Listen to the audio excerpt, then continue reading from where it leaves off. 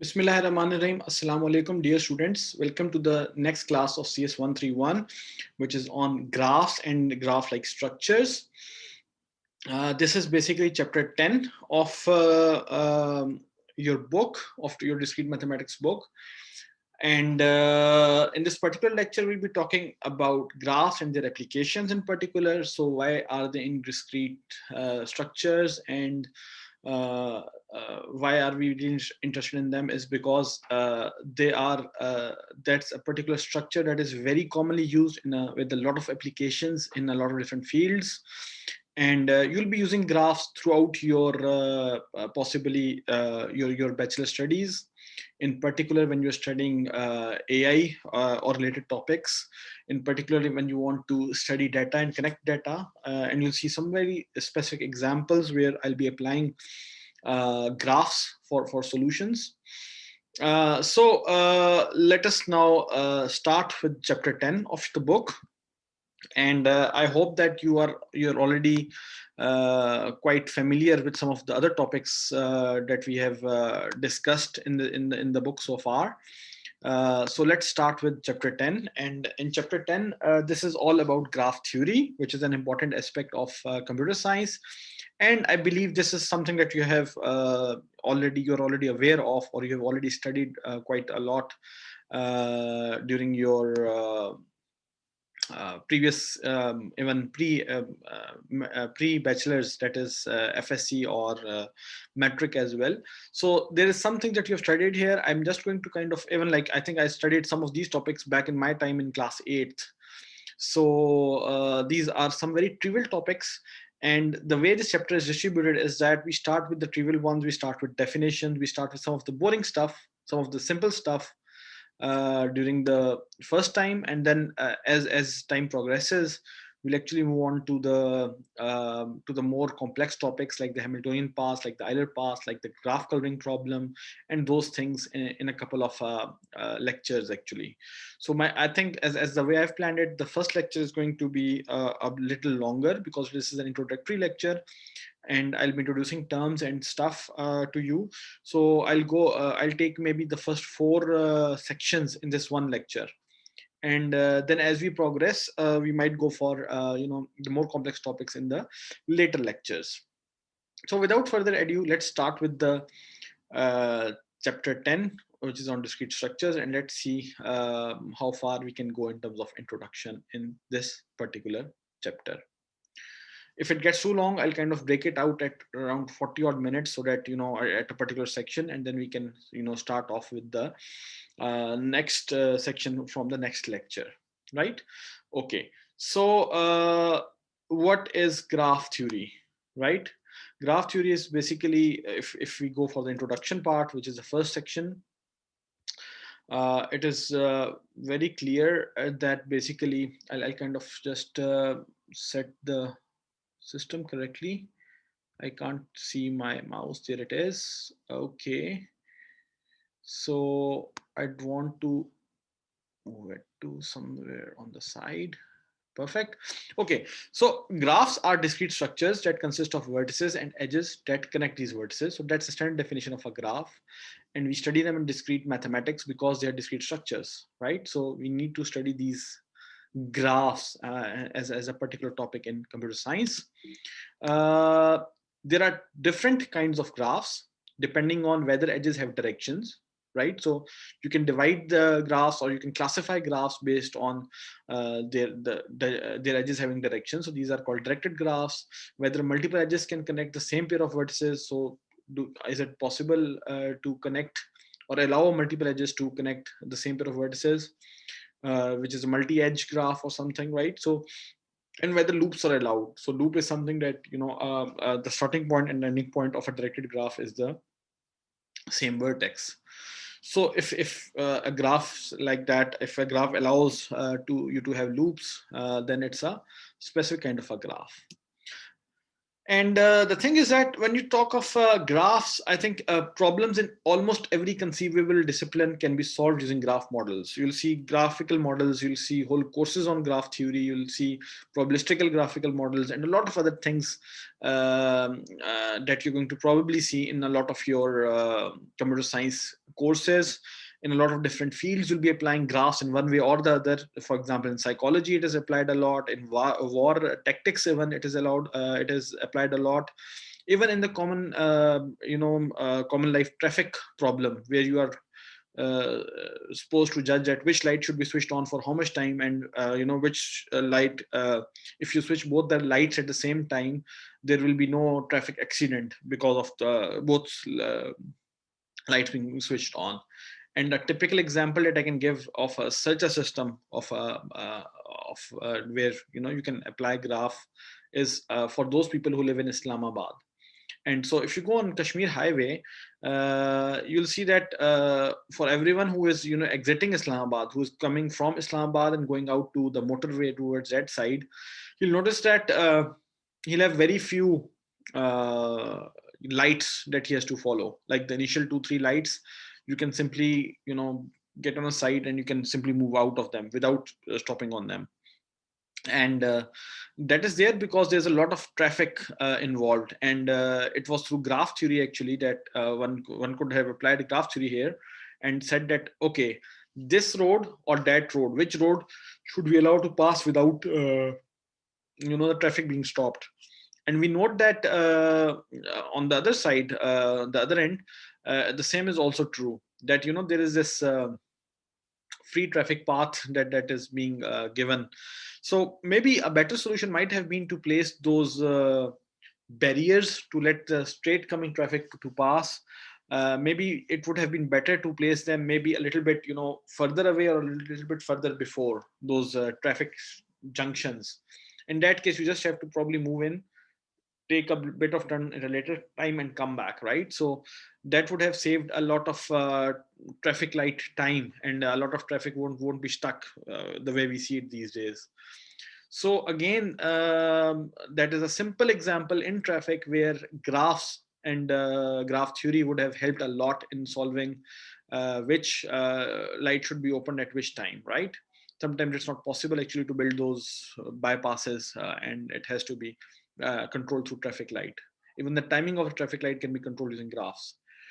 So that's one example from traffic area or right. Similarly, in a lot other examples, for example, in bioinformatics, I can tell you in the field where I'm from, graphs play a pivotal role in defining the sequencing problem. So it's the sequencing problem is where you want to concatenate different strings together such that a proper DNA word is being formed. The proper protein is being retrieved, or proper genome is being retrieved. So genome sequencing problem is a typical problem in bioinformatics and biology. And graph theory has been applied actually very successfully. Those graphs are what we call de Bruijn graphs, and a lot of other applications. I mean, I can go on this particular topic for hours and hours, and I can keep on giving examples of how graphs have been applied to a particular problem in a particular field. So yeah, I mean, it is one of, I think, in terms of application, this is one of the most ancient and one of the most commonly used field to solve problems in any conceivable discipline. So we'll then, of course, give examples to illustrate how graphs are used as models in a variety of areas. I've given you some, but there are more. We'll show how graphs are used to represent the competition of different species in an ecological niche, right? So different species are competing with each other for some particular resources, and we can kind of use graphs again to show how this will pan out or work out, or we can simulate it, right? So how graphs are used to represent who influences whom in an organization. So in an organizational structure, what's the the connections, and how you can probably get to reach certain persons and maybe at the top or something, right? So how you can get things into the top management, and how graphs are used to represent the outcomes of round robin tournaments as well. So there are multiple things that we can use graphs for. We'll describe how graphs can be used to model acquaintanceships between people. So the social media network or social network is something that is very interesting. And I think that is a typical example of how graphs are used actually to come up with suggestions for your friends list. So that's a very important topic. You can simply use graphs, and you can basically say if A is friends with B and B is friends with C, right? And A is friends with D and D is also friends with C. A is friends with E and E is also friends with C. Then by default, A is also friends with C as well. So that's the next suggestion that you get.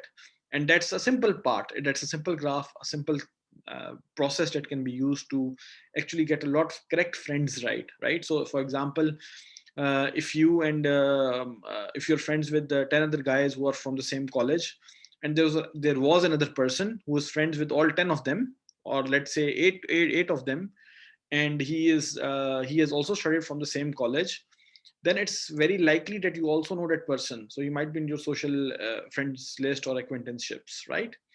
So we can do that. Acquaintanceship between people can be determined by using graphs. We can use graphs to determine collaboration between researchers. So a particular pair or a couple of people are always together. So whenever you are writing a new paper, maybe through the graph theory, or you can already indicate if you know the missing person, the next person should also be in your collaboration list. Similarly, by using your telephone numbers and different telephone calls that you make, we can kind of identify that which one is your family, for example, and which one is is an occasional call that you make. So from that, again, graph theory and edges and nodes and vertices can kind of tell us that which is the best number, for example, for you to show if you have an accident or something. So if someone asks that show me the number that is dialed, that this person might be related to, so using your telephone calls and for using that data, it can kind of infer that the number that you have most called to in recent times is probably someone from your family. And similarly, we can again determine links between different websites, publications, and citations, self citations, and other things in research. Lots of other things can be determined using graph, and these are just some of the examples, right? We'll also show how graphs can be used to model roadmaps and the assignment of jobs to employees of an organization. Even management of an organization can use graphs for their own purposes. We'll then talk about using different graph models. We can then determine whether it is possible to walk down all the streets in a city without going down a street twice. So find optimizing your routes, for example, is a very typical problem in graphs. And route optimization is also necessary for actually scheduling is a typical problem, which can be scheduling in your CPU for which instruction to run first, or which program to run first. It can also be simply if you have used Google Maps. You might want to go to a certain place, and there's this whole graph theory behind if you want to optimize on time, on distance, or maybe on other parameters as well, right? Similarly, you might want to travel the whole city without going through a street twice. And it can also graph theory can also help find the number of colors needed to color the regions of a map, which we call the graph coloring problem, and which is probably going to be part of I think section 10.8.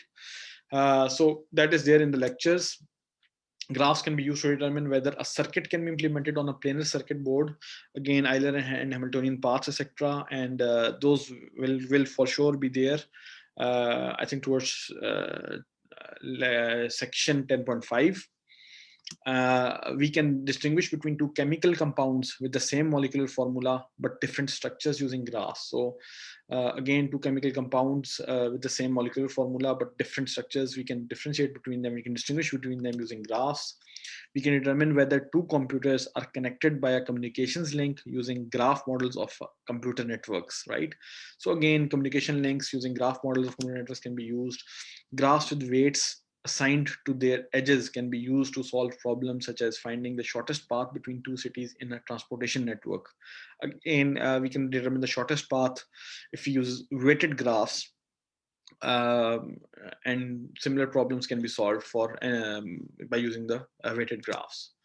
We can also use graphs to schedule exams, so exam scheduling, and assign channels to television stations as well. So again, this is something that which is very useful and very interesting. So this chapter will introduce the basic concepts of graph theory and present many different graph models.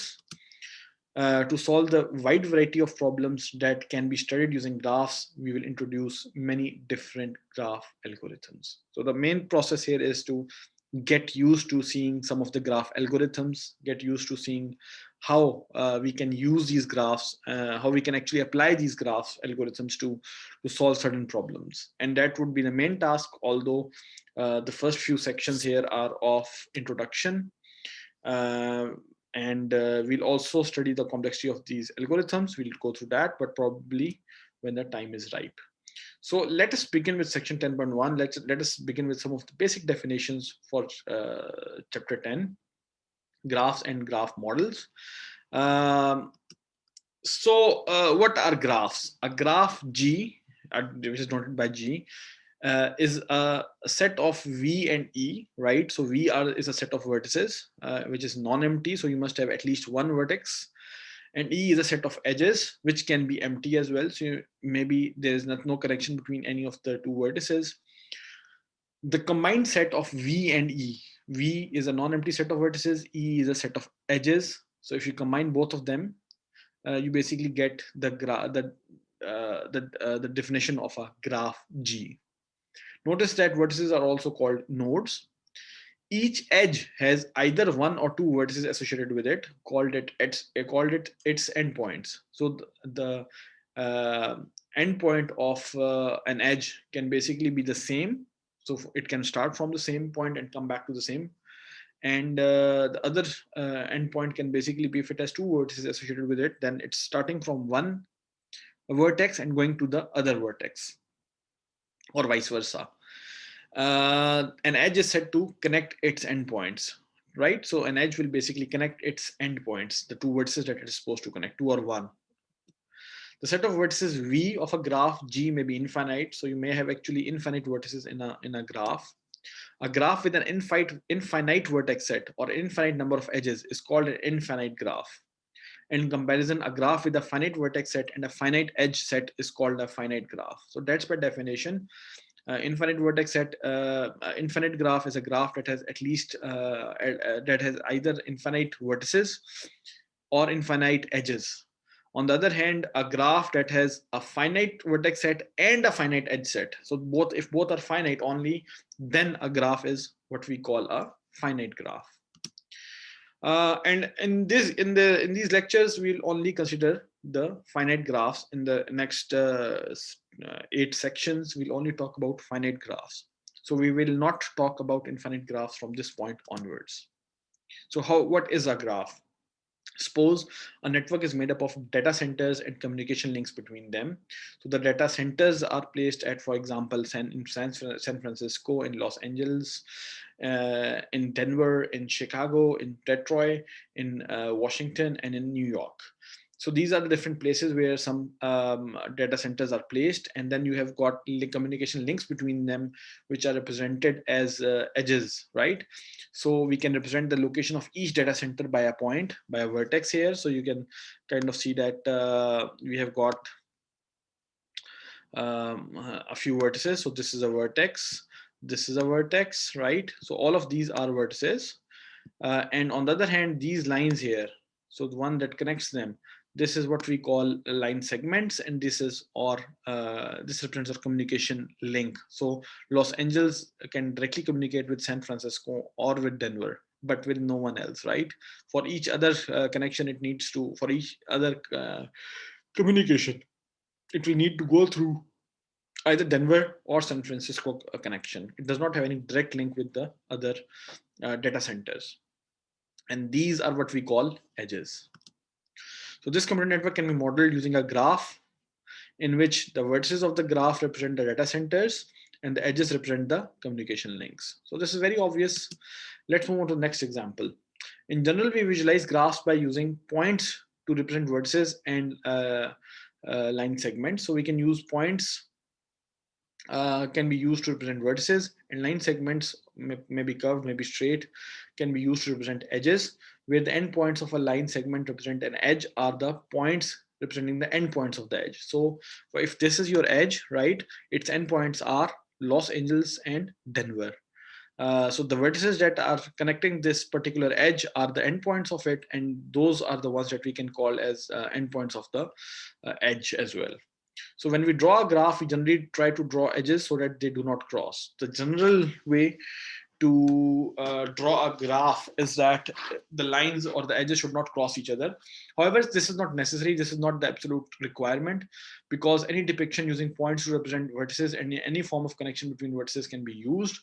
It is preferred because if the lines are not crossing, then it's kind of easy for us to read. The readability is better, but readability is not the main condition. And at other times, sometimes it might not be possible to draw a graph without lines crossing.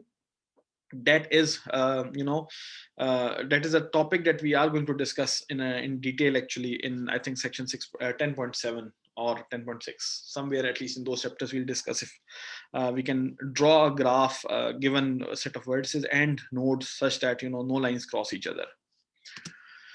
The key point in here is that the way we draw a graph is arbitrary. That is not important how you draw it, as long as the correct connections between vertices are depicted. So the correct connections is important, the correct vertices is important. The way you draw it is not important, at least not in the first 6 odd sections. Okay, so what is a simple graph? Note that each edge of the graph representing this computer network connects two different vertices. Like I said, each edge actually exists between two vertices. So each edge of the graph will also connect to different vertices. And the main thing in this particular graph is that no edge is actually connecting a vertex to itself. So there's no line like this over here, right? So if there's something like this, then this edge, this new edge, the red one, is something that is connecting itself, Los Angeles to Los Angeles itself. And a graph in which each edge connects to different vertices and where no two edges connects the same pair of vertices, right? So no two edges should exist that connect the same pair of vertices. For example, if there is another edge that goes on from here to here, so in this case, you have got two edges, this edge and the red one and the bottom one, the black one, which connects both of them are connecting San Francisco to Denver. In the graph, these two cases do not exist. This one, where we connect Los Angeles to Los Angeles, or where from the same two pair of vertices, we have got two edges that are connecting both of them. If these two conditions do not exist, so a graph in which each edge connects two different vertices and where no two edges connect the same pair of vertices is called a simple graph. So this is a typical example of a simple graph, where this edge is not allowed or does not exist. Similarly, this edge is not allowed or does not exist. So if these two edges do not exist, then this graph, the remaining one in black, is the one that is what we are going to call a simple graph, because they do not exist two different edges that can directly connect two different vertices. You can notice, however, that from Chicago to New York, there are three ways to go, either through Detroit, either directly, or through Washington. But these are indirect ways. There is no direct edge that connects Chicago and New York twice. And since that's not the case, since there are no two edges, or each of these edges, if you take an edge, it will connect two different vertices at each point. So these are what we call, this is what we call a simple graph. Note that in a simple graph, each edge is associated to an unordered pair of vertices. So there's no order, or the order doesn't matter. From New York to Chicago or Chicago to New York, it's the same thing. The order is not going to matter. That is what we call an unordered pair of vertices. And no other edge is associated with the same degree. So number one, it's like the order, it's like two different vertices. In a simple graph, each edge is going to have at least two different vertices as its endpoint, number one.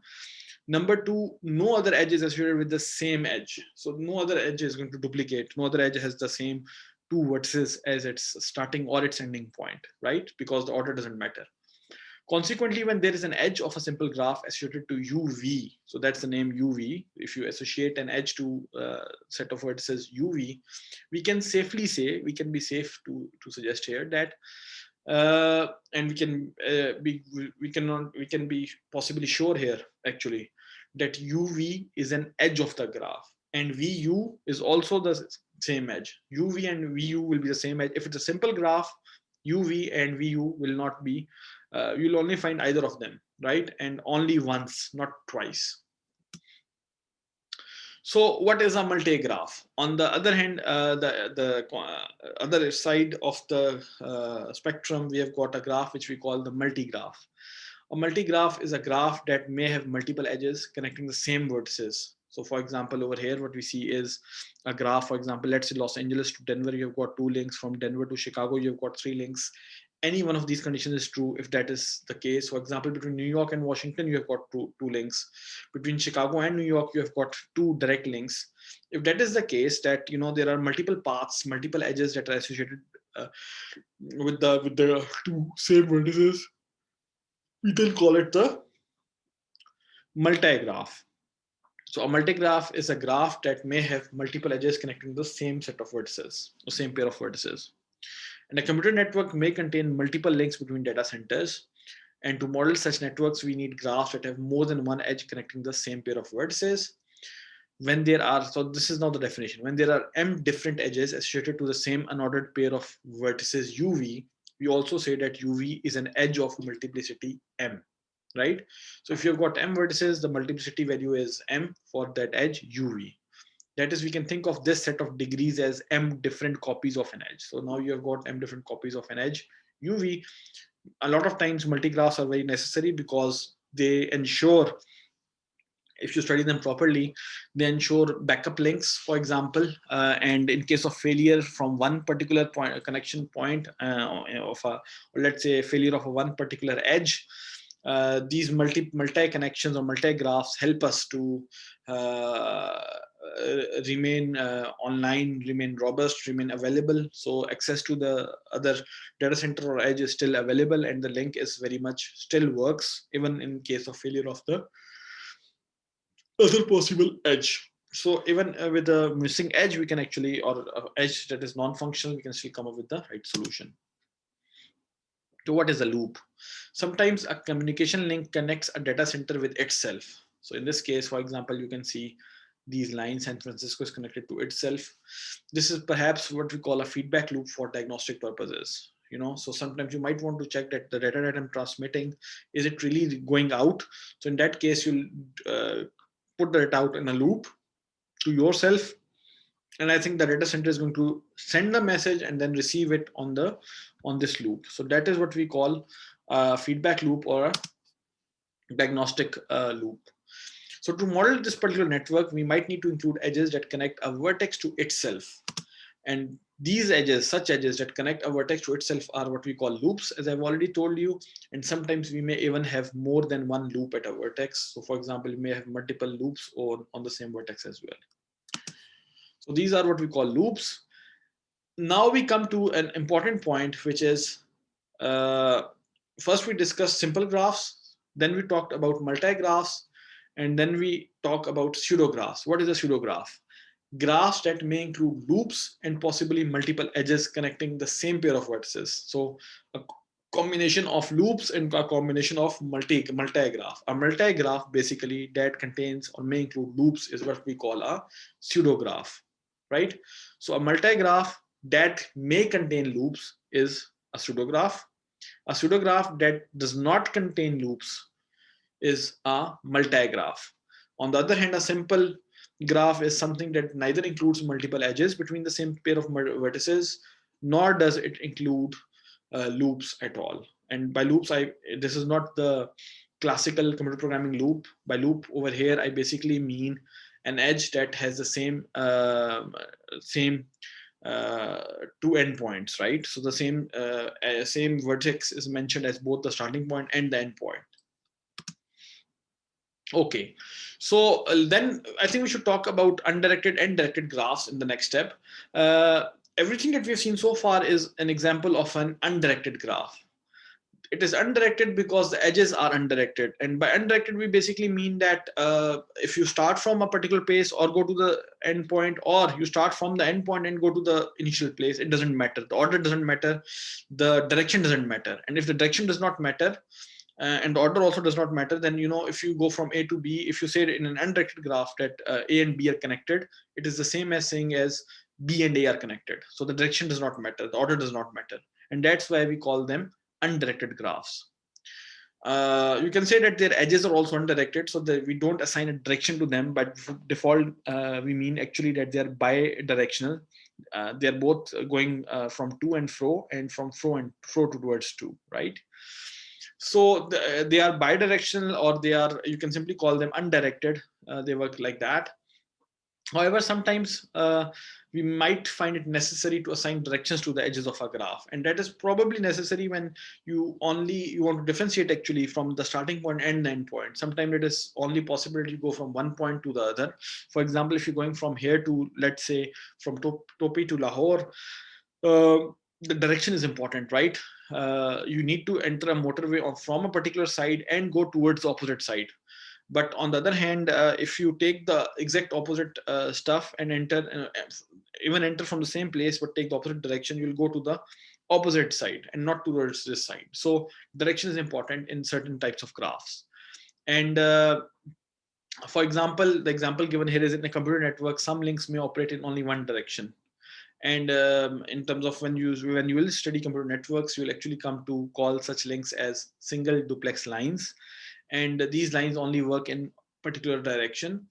And if that is the case, if there's large amount of traffic sent to some data centers with little or no traffic going in the opposite direction as well. So sometimes only data is sent from one traffic center to the other side, but nothing is being received from the other side. Then in that case, it is better to draw it as a directed graph. And these computer models can actually be better drawn using, or better modeled using, directed graphs.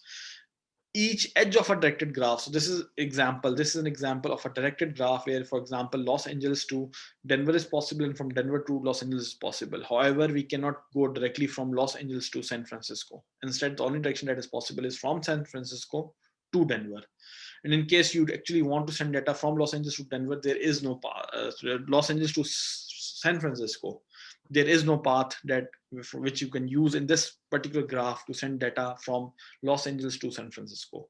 However, if you want to send data from San Francisco to Los Angeles, there are two paths. One is you can either send it directly using this directed edge, or you can use a directed edge from San Francisco to Denver and from Denver to Los Angeles, right? So these are some kind of examples here that I'm giving, which basically show that how the undirected graph and the directed graph are different from each other.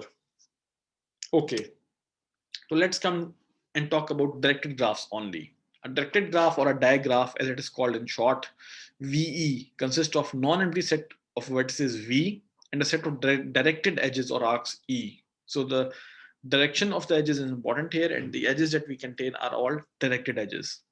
Each directed edge is associated with an ordered pair of vertex. So there is an ordered pair. The order here is now going to matter.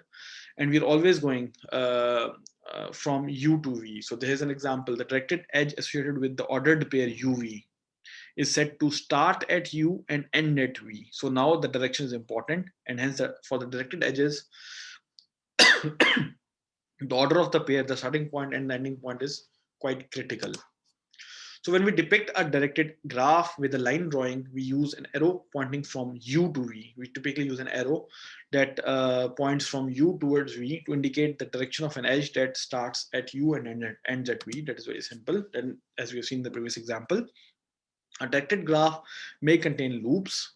So a directed graph, you're allowed to contain loops, and it may contain multiple directed edges that start and end at the same vertex. Right? So it may contain also multiple loops as well, and multiple directed edges as well. A directed graph may also contain directed edges that connect vertices U and V in both directions. So you can start from U and end at V, and you can start from V and end at U.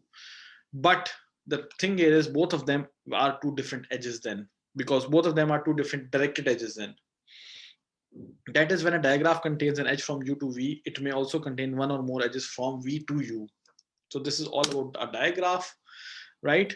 Note that we obtain a directed graph when we assign a direction to each edge in an undirected graph. So from a directed graph, you can always get an undirected graph by simply removing the direction. However, the reverse is not true. From an undirected graph, it is sometimes not possible to infer the exact direction or the uh, exact directed graph from which the undirected graph was obtained. That information is lost. So this is a lossy transformation where if you want to keep track of direction, if you stop tracking direction, you'll get an undirected graph. But from that undirected graph, you cannot actually get back to the directed graph. That is the main take-home message over here. And at the top, you can actually see the undirected graph. At the bottom, you can see a directed graph for the same edges. Okay, so when a directed graph has no loops and has no multiple directed edges, it is then called a simple directed graph. So a directed graph with no multiple loops and no loops and no multiple directed edges, then it is basically called a simple directed graph. Because a simple directed graph has at most one edge associated to each ordered pair of vertices UV, we call UV an edge if there is an edge associated to it in the graph. And like here, the idea is that you can either have one directed edge or no directed edge actually between any two pair of vertices. So in this case, the only edges that we are going to store, the only pairs that we're going to show is UV. We'll call UV an edge if there is an edge associated to it in the graph, and we'll not call it an edge if there is no edge associated to it in the graph. So we don't need to store that information. Then sometimes in some particular computer networks, multiple communications links between two data centers may be present, and these are directed links. So directed graphs that may have multiple directed edges from a vertex to a second, possibly the same vertex, are used to model such networks, and we call such net graphs as directed multi-graphs. So they're directed graphs, number one, and then they're allowed to have multiple directed edges from the same pair of vertices in the same order. Then they are basically what we call directed multi-graphs. When there are m directed edges, each associated to an ordered pair of vertices UV, we say that UV is an edge of multiplicity m in the directed graph. So what are mixed graphs? For some models, we may need a graph where some edges are undirected while others are directed, right? So sometimes you might want a model where you can have some undirected edges and others are directed. These are a graph with both directed and undirected edges is what is called a mixed graph. For example, a mixed graph might be used to model a computer network containing links that operate in both directions and other links that operate only in one direction, right? So let's just summarize the types of graph that we have seen so far. And this table is, I think, one of the most beautiful ways to summarize the whole lecture so far, or basically chapter section 10.1 so far. These are different terminologies that I'll be using from this point onwards, and you should understand actually, when I talk about a simple graph, I'm meaning about a graph that has edges that are undirected, right? So a graph with undirected edges where no multiple edges are allowed and basically no loops are also allowed. That is a simple graph. So it's an undirected graph. A simple graph is basically an undirected graph with undirected edges and which does not allow either the multiple edges or the loops at all. On the other hand, a multi-graph is also an undirected graph, but it allows to have multiple edges between two same pair of vertices, but it does not allow loops. A pseudograph, on the other hand, is also an undirected multi-graph that also allows loops, right? On the other hand, we can actually have simple directed graph. A simple directed graph is a directed graph now, which has got directed edges, but it does not allow multiple edges between two same pair of ordered vertices, and it also does not allow you to have loops between for the same vertex. On the other hand, a directed multi-graph is basically a directed graph which allows you to have multiple edges between two pair of vertices. And on the other hand, it also allows you to have loops between the same pair of vertices. A mixed graph, then on the other hand, is a graph that is both directed, that contains edges that are both directed and undirected. It also allows you to have multiple edges between two pair of vertices, and it allows you to have loops as well. So that is what we call a mixed graph. So from now on, I'll be just using the terms simple graph, multi-graph, pseudo-graph, simple directed graph, directed multi-graph, or mixed graph. And you should understand, and the image that should come to your mind should be that this is allowed and this is not allowed for, and what types of edges do these particular graphs have. So I think that's all for this particular chapter, this section, and I'll kind of close my lecture over here with some examples. Graph models are commonly used for social networks. For example, like I said, in Facebooks, and the recommendations that you get, even the shopping list that you get, based on your previous shoppings, your previous types of ads, for example, that you want to see. So even your friendships graphs and acquaintanceship is something that is very common in social networks. Influence graphs, collaboration graphs, etc. These are all types of graphs that are used in social networks. For communication networks, we may use call graphs. For information networks, we might use the web graph and the citation graph. For software design applications, we are using maybe module dependency graphs, precedence graphs, and concurrent processing, right? For transportation networks, for example, we might be finding the best route. If you have traveled by airline to to some foreign country, you might have used some kind of transportation network technique or underlying network that is behind your app from which you're calculating your route. Similarly, we can calculate road networks and biological networks, like I gave as an example. The niche overlap graphs in ecology, the protein-protein interaction networks and graphs, again, is a biological network example. In tournaments, for example, we can use graphs to determine the round robin tournaments, right? We can use graphs for single elimination tournaments as well, and so on. So in the next section, I'll be talking about graph terminology and special types of graphs. For now, I think the lecture for this particular section is good enough, and I'll probably take on section 10.2 and maybe section 10.3 if time allows in the next lecture.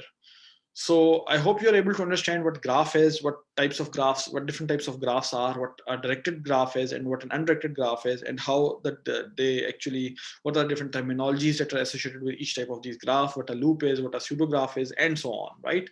So with that, I'd like to thank you all for listening to this lecture, to this section, and I hope to see you in the next lecture on section 10.2. Take care, and Allah Hafiz.